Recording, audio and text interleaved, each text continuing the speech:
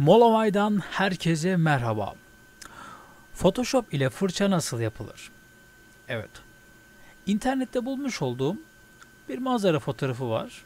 Bunu Photoshop'umuzun içine sürüklüyoruz. Evet. Gördüğünüz gibi.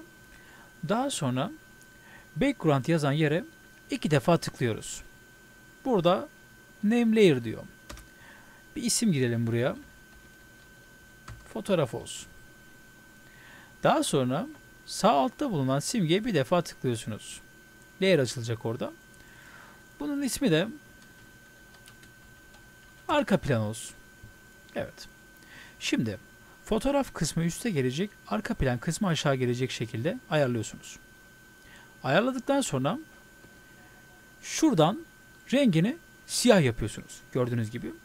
Siyah seçtikten sonra ok tuşuna bir defa basıyoruz.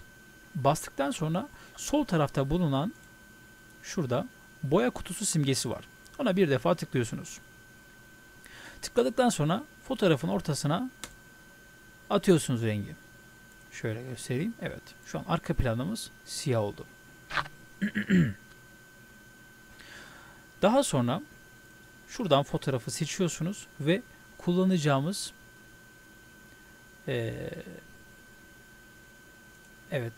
kullanacağımız araç burada. Şu. Bunun boyutunu şöyle 466-480 yapabilirsiniz. Evet. Buraya kadar yaptıysanız başlayabiliriz. Şimdi şu mavi kısımdan şöyle yavaşça sağa doğru. Evet. Şimdi hafiften sola doğru. Böyle. Şimdi de tekrardan sağa doğru yavaşça kaydırıyorsunuz. Evet. Şimdi şurada bir beyazlık kaldı. Şimdi buradaki beyazlığa tıklayıp şöyle tekrardan sola doğru yavaşça şöyle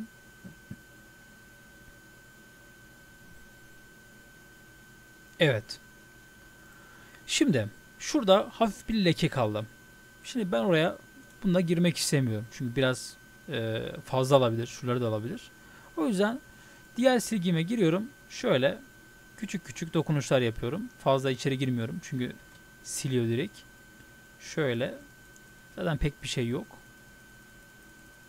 Tamam. Şimdi buraya kadar yaptıysanız arka plana tıklıyorsunuz. Şuradaki göz simgesini kapatıyorsunuz. Evet. Şimdi sol tarafta bulunan şu ortadaki şeyi araç çubuğunu seçiyorsunuz. Seçtikten sonra ağacın şöyle gövdesini seçelim.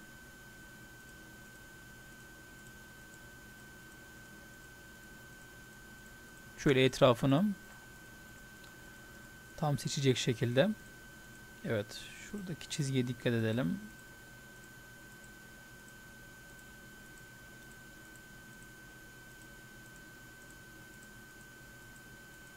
Evet.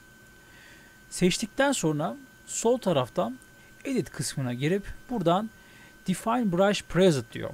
Buna bir defa tıklıyorsunuz. Bizden isim koymamızı istiyor. Fırçanın ismi ne olsun diyor. Ben buraya deneme 5 diyeceğim. Ve ok diyeceğim. Evet. Şimdi file kısmına gelip new kısmına geliyorsunuz. Bunu 800 isterseniz 1050 fark etmez. Sadece fırçayı görmeniz için yapıyorum. Arka plan siyah. Hemen fırçamızı seçelim. Evet. En sonki yaptığımız işlem burada. Şuraya da beyaz yapıyoruz. Şöyle. Evet. Gördüğünüz gibi. Ya da bunun rengi hafiften şöyle koyu kırmızı olsun istiyorum. Evet. Gördüğünüz gibi. İşlemimiz bu kadardı. Umarım beğenmişsinizdir. Hoşça kalın.